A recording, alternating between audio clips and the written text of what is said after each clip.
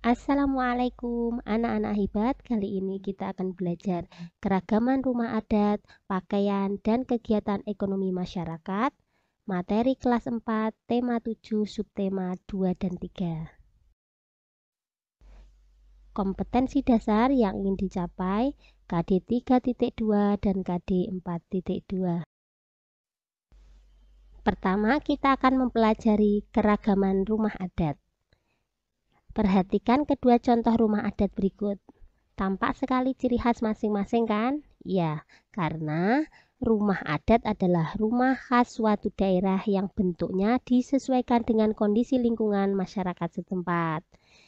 Untuk gambar ini, yang sebelah kanan adalah rumah bolon atau rumah adat suku Batak, Sumatera Utara, dan yang sebelah kiri adalah rumah gadang, rumah adat suku Minangkabau dari Sumatera Barat. Kita lihat contoh keragaman rumah adat yang lain. Dari sebelah kanan ada rumah tongkonan dari Sulawesi Selatan, rumah kebaya dari DKI Jakarta, rumah rakyat dari Bengkulu, rumah kajang leko dari Jambi,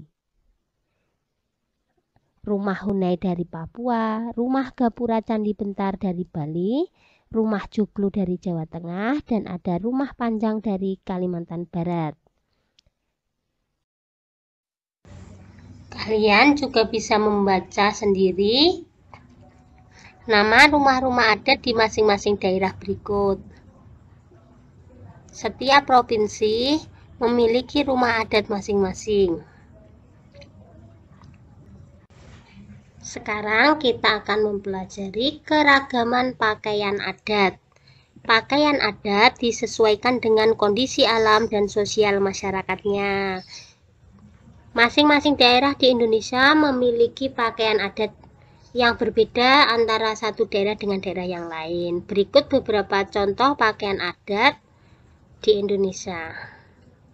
Ada baju bodo dari Sulawesi Selatan, baju pegon dan lambung dari Nusa Tenggara Barat, pesaan dari Jawa Timur, ulos dari Sumatera Utara, dan yang terakhir ini adalah pakaian adat dari Sulawesi Tengah.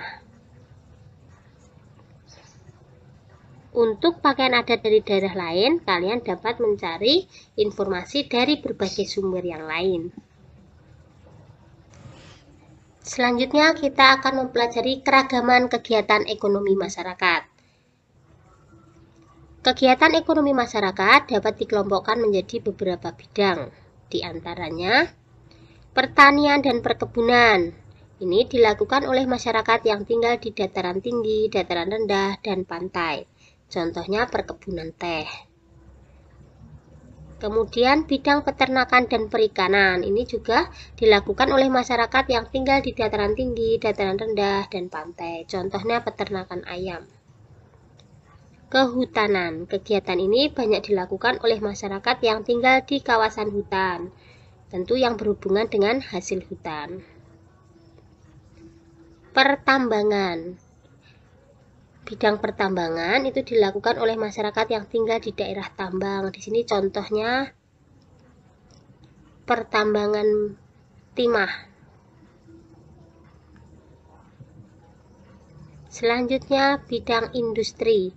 Kegiatan yang dilakukan dalam industri itu berupa pengolahan bahan baku menjadi barang setengah jadi atau barang jadi. Contohnya di sini industri sepatu.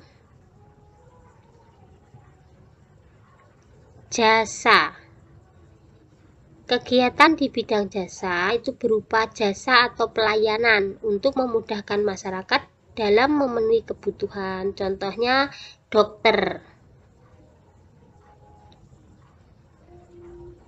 Perdagangan. Kegiatan perdagangan ini dilakukan oleh masyarakat yang tinggal di pedesaan hingga perkotaan.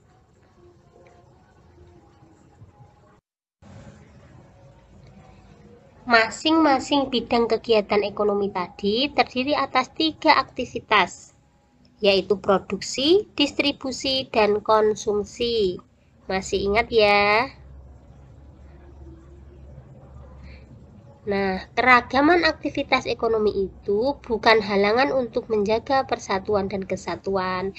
Justru dengan adanya perbedaan aktivitas ekonomi dalam masyarakat, maka semua kebutuhan ekonomi kita dapat terpenuhi.